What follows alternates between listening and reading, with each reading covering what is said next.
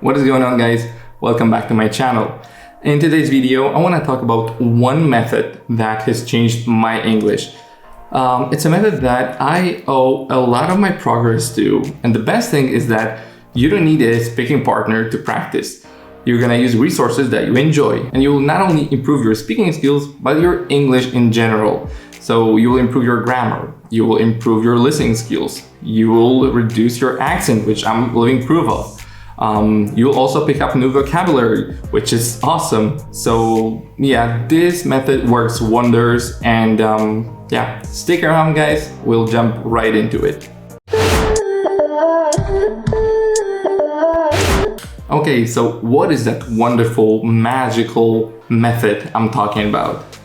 It's a shadowing technique or a shadowing method, whatever you want to call it. And if you're like, okay, here's another person who's gonna talk about the shadowing technique, please bear with me here, because I think that I've developed my own style of practicing using this method.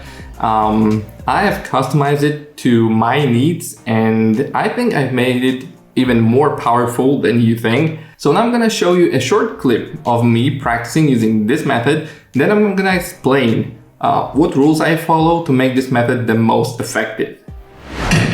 Didn't you hear me calling you? Didn't you hear me calling you? Didn't you hear me calling you? Didn't you hear me calling you? Oh, that was you. Oh, that was you. Oh, that was you. Oh, that was you. Of course it was me. Who else would it be? Of course it was me. Who else would it be? Of course it was me. Who else would it be? Of course it was me. Who else would it be? Okay, so that was a short clip of me practicing using the shadowing method. And now, rule number one. You have to choose materials or TV shows, movies that you enjoy. And I was practicing using the 2.5 Men TV show. It's an American sitcom. It's awesome. It's actually one of my favorite TV shows, right next to The Office. So if you're a fan of any of those two TV shows, just let me know in the comments. And yeah, so rule number one, pick materials that you enjoy watching, right? So practice with something that is fun, that is enjoyable, and that way you will not get bored. You'll just want to practice more and more, because what you do is fun, right? Not only will you improve your English, but you also have fun watching something that you want to watch, something that you like watching. I know that people practice using TED Talks, for example, and if you like it, go for it. I have nothing against TED Talks. They're great. You can learn a lot from them, but I wouldn't necessarily use it to practice shadowing technique, because sooner or later you will get bored with those speeches. So yeah, I would choose something fun, something that you like, maybe something that you enjoy watching in your native language. But please make sure that you have subtitles. And if you have Netflix, that shouldn't be a problem, because you can just turn off the subtitles, English subtitles, for example. So that's the rule number one. Okay, rule number two. As you can see, I repeat every single sentence or every single paragraph 3 times. So when the actor said a sentence, I just paused, and the first thing that I did was I read the subtitles. So for the first time, I read it, and then I repeat it twice, and then I move on. So yeah, first you're gonna read. So that's why you have to have subtitles, because you read what the actor just said, and then you repeat it twice. So you repeat everything 3 times overall. If you come across a word or a phrase that you don't know, or that you don't know what it means, just look it up. And I know that this might be a little tedious or problematic if you are a beginner, because you're gonna have to look up every other word. But yeah, that's exactly what I've done when I was starting. And yeah, so I look up every word, every phrase that I don't know the meaning of, or I'm not sure if I know the right meaning. And there are 3 simple rules that help me decide whether I should write down the word or just check it and, move on. The first rule, if it's a cool word or a cool phrase and I think that might be useful to know it, and then I will write it down. The second one is if this word or this phrase is something that I use a lot in my native language, then it means it will probably be useful to know this word. So I will write it down.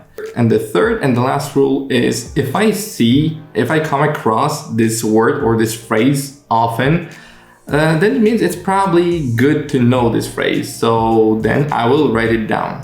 And then the words that I've written down, I will add them to my Anki app. Not all of them at once, obviously, but I usually add one new word every day. So yeah, I will just take advantage of this list and I will just choose a word and I'll just add it to Anki.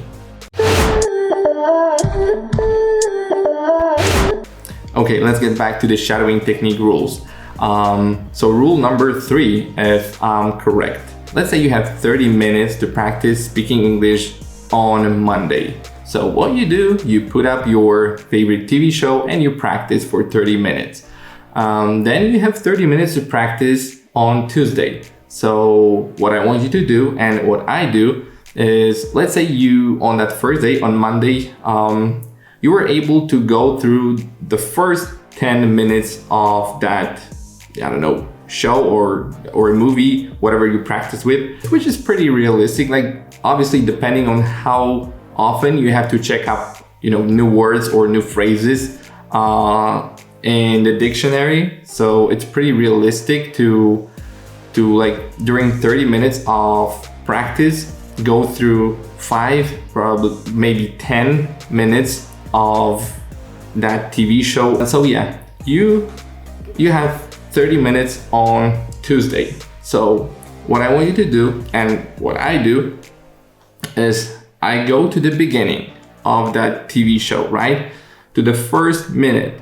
And I start over, but this time, those first 10 minutes, I'm not gonna repeat everything 3 times. I only repeat everything once. And I don't read it anymore, I just repeat after native speakers. So I'm gonna show you how it should look, how I do it on the second day. Didn't you hear me calling you? Didn't you hear me calling you? Oh, that was you. Oh, that was you. Of course it was me. Who else would it be? Of course it was me. Who else would it be? Yeah, and the reason why I do it is just to, just to memorize what I did yesterday, right? So yeah, and it's not gonna take you 30 minutes today because you only have to repeat it once. But again, if you come across a word that maybe you looked up yesterday, but you still don't remember it, then you look it up again. And that way you'll memorize vocabulary better.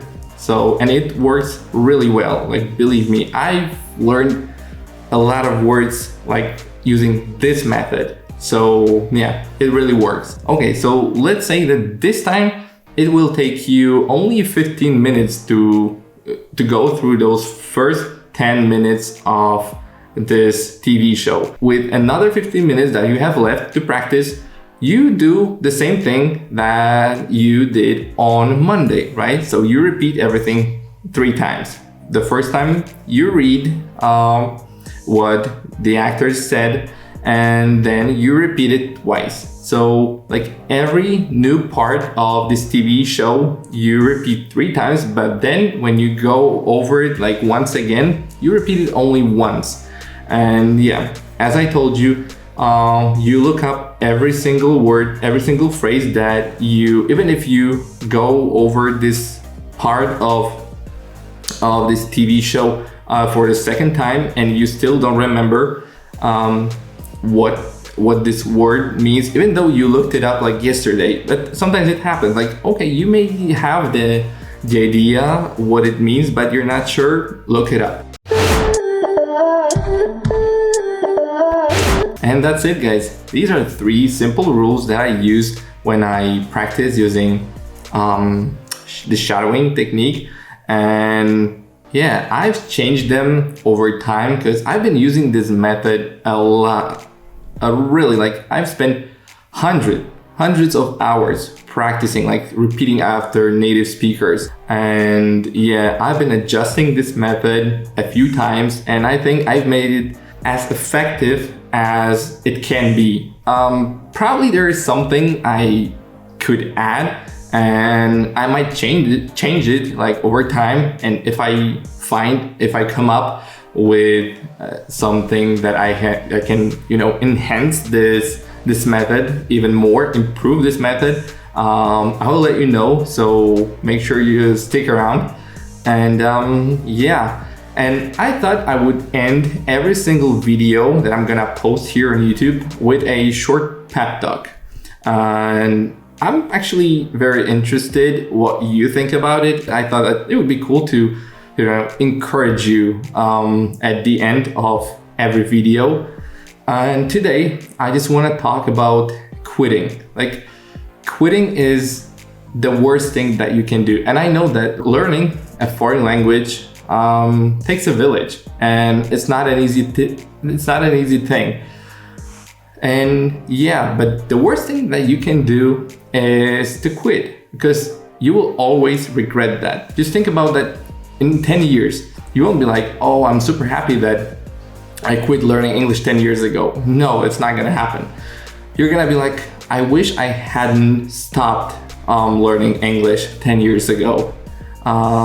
So yeah, just think about it and just take that option of quitting off the table. Like quitting is not an option. That I want you to have this kind of mentality. Like, quitting is not an option. And if you take that option off the table, like, it becomes really simple. Like, it's not easy. It becomes simple because you don't have this option to quit anymore. Like, technically you can always quit, but if you take that option off the table, that's not an option anymore, right?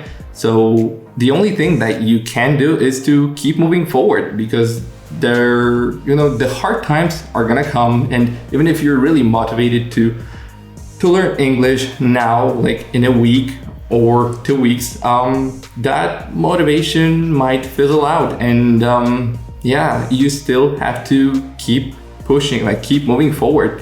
So yeah, take that option of quitting off the table. Like, whatever happens, like, there is no way you quit, right? Because there is no option. And that's exactly what I've done. Like, I took that option off the table, because if I hadn't done that, I would have quit a couple of times. Like, I thought about quitting a lot, but yeah, because this thing is not easy. It takes time, it takes effort. You have to sometimes sacrifice other things that maybe are more fun, like spending time with your friends or something like that. But yeah, it's worth it. Like, that end feeling of pride that at least I'm chasing, it's worth it. And I hope you will find something. It doesn't have to be that feeling of accomplishment or of pride that drives me, but whatever works for you, like, find that thing and go with it. That's what I'm trying to tell you. And take that option of quitting off the table, like, and make it like invisible to you. Like, there is no way to quit, right? So yeah, that's all what I wanted to say in this video. I hope you'll find it helpful, and I'll see you in the next one. Take care.